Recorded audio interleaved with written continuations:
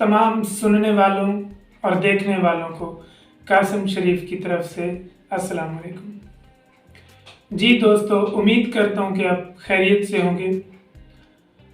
कामयाब ज़िंदगी के लिए आज हम एक अहम टॉपिक के ऊपर बात करेंगे और वो है माफ़ करना और माफ़ी मांगना। देखें, हम अपनी ज़िंदगी के अंदर बहुत सारे लोगों के साथ नाराज़ हो जाते हैं, किसी के साथ हमारी लड़ाई हो जाती है, किसी का हम दिल दुखाते हैं और कोई हमारा दिल दुखाता है। तो कोशिश करें इस चीज़ को बहुत ज़्यादा लंबा ना लेकर जाएं। माफ़ी मांगने में पहल करें और माफ़ कर देने में भी पहल करें। जब हम अपने दिल के ऊपर बोझ लेकर बैठे होते हैं तो दूसरे का तो नहीं पता, लेकिन हम खुद खुश नहीं रह सकते। अल्लाह तबारक व तआला की बेपनाह खूबियों और बेपनाह खसूसियात में से माफ़ करना एक ऐसी खूबी है जो इंसान के अंदर पाई जाती है। तो कोशिश करें, जब हम किसी को माफ़ कर देते हैं तो उस इंसान का ज़मीर भी जब उसे झंझोड़ता है तो उसके दिल में हमारी पहले से भी ज़्यादा इज्जत और मोहब्बत पैदा हो जाती है। तारीख गवाह है कि जितने भी यहाँ पर लीडर्स गुजरे हैं, जितने भी रहनुमा गुजरे हैं, तो इस कायनात के अंदर तमाम इंसानों में अफजल इंसान और सबसे अजीम तर इंसान हज़ूर अकरम सल्लल्लाहु अलैहि वसल्लम की ज़ात मुबारक है। तो बेपनाह वाक़यात हैं कि दुश्मनों ने जब भी कोई ज़्यादती की है, जब भी कोई जुल्म किया है, तो आप सल्लल्लाहु अलैहि वसल्लम ने उनको कुशादा दिली के साथ माफ़ कर दिया है। तारीख गवाह है कि फ़तह मक्का के मौके पर आप सल्लल्लाहु अलैहि वसल्लम ने तमाम दुश्मनों को माफ़ किया और यही फरमाया कि जो लोग खाना काबा में दाखिल हो जाते हैं, पनाह लेते हैं या हज़रत अबू सुफियान के घर में पनाह लेते हैं, उन तमाम लोगों को माफ़ कर दिया जाएगा। इसके बाद देखें सफ़र ताइफ कि आप सल्लम के पीछे औबाश लोगों को भगाया गया। उन्होंने आप सल्लम को इतने पत्थर मारे कि आप सल्लल्लाहु अलैहि वसल्लम के जूते मुबारक खून से भर गए।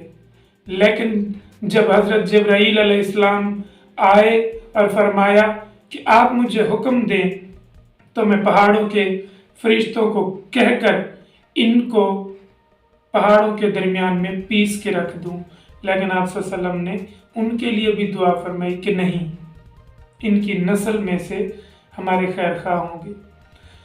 तो माफ़ करने वाले बने, ये अजीम लोगों की पहचान है।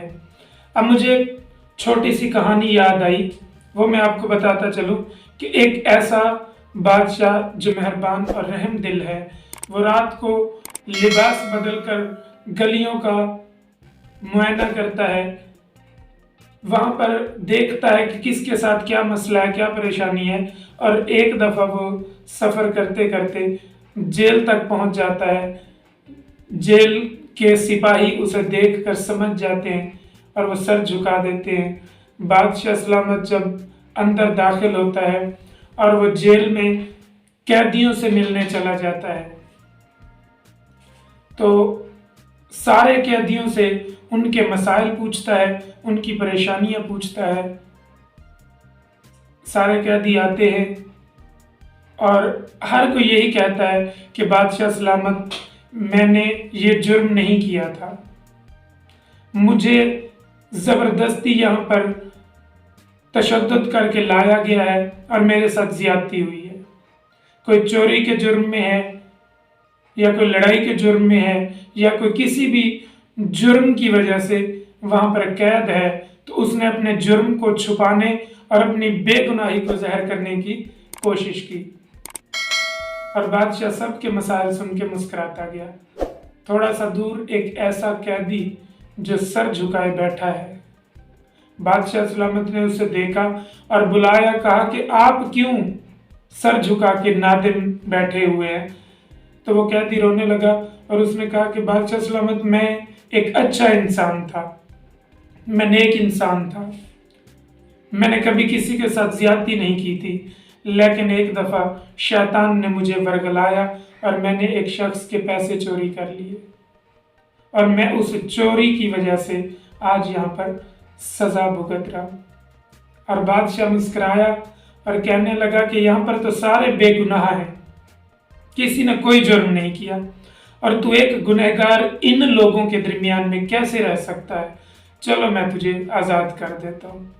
اور وہ شخص وہاں سے رہا ہو کے چلا گیا۔ سارے قیدی حیران اور پریشان ہیں کہ اس شخص نے اپنے گناہ کا اعتراف کیا ہے اور اسے رہائی مل گئی ہے، ہم نے اپنی بے گناہی ظاہر کی ہے اور ہمیں رہائی نہیں ملی۔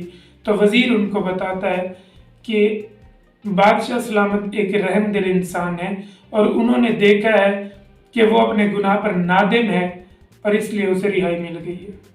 تو اگلی دفعہ کچھ ہی دنوں کے بعد جب بادشاہ وہاں پر دوبارہ جیل کا معائنہ کرنے آتا ہے تو وہ لوگ اپنی کہانی رپیٹ اس طرح سے کرتے ہیں کہ بادشاہ سلامت میں نے فلاں جگہ پہ چوری کی، میں نے فلاں کے ساتھ لڑائی کی، میں نے یہ ڈاکہ کیا، میں نے یہ جرم کیا، اور اس وقت تمام لوگ، تمام قیدی وہاں پر اپنے گناہ سنا رہے ہیں۔ تو اس وقت بادشاہ کہتا ہے کہ یہ سارے گنہگار ہیں اور ان کی سزا کو بڑھا دیا جائے۔ بادشاہ کے چلے جانے کے بعد قیدی پھر حیران اور پریشان کہ اس وقت ان کو، اس قیدی کو چھوڑ دیا گیا اور آج ہماری سزا اور بڑھا دی گئی۔ تو وزیر کہتا ہے کہ اس شخص نے اپنا گناہ اس لیے نہیں بتایا تھا کہ اس کو رہائی مل جائے گی، اس نے اپنا گناہ اس لیے بتایا تھا کہ وہ اپنے گناہ پر نادم ہے۔ اور آپ لوگوں نے اس وقت بھی اپنی بے گناہی ثابت کی خود کو رہا کروانے کے لیے، اور آج اپنا گناہ بتایا ہے رہائی کے لیے۔ تو جب ہمارا ضمیر ہمیں ملامت کرتا ہے اور ہم اپنے گناہ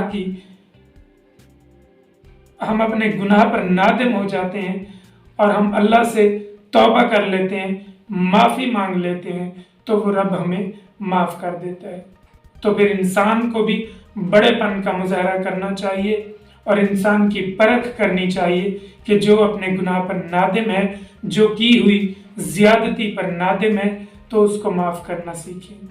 تو آپ کے دل کا بوجھ ختم ہو جائے گا اور آپ کی زندگی میں خوشیاں ہوں گی، اور آپ کوشش کریں کہ اس خوبی کو اپنے اندر ایڈجسٹ کریں تاکہ آپ بھی عظیم انسان بن سکیں، اور یہ عظیم انسانوں کی پہچان ہے۔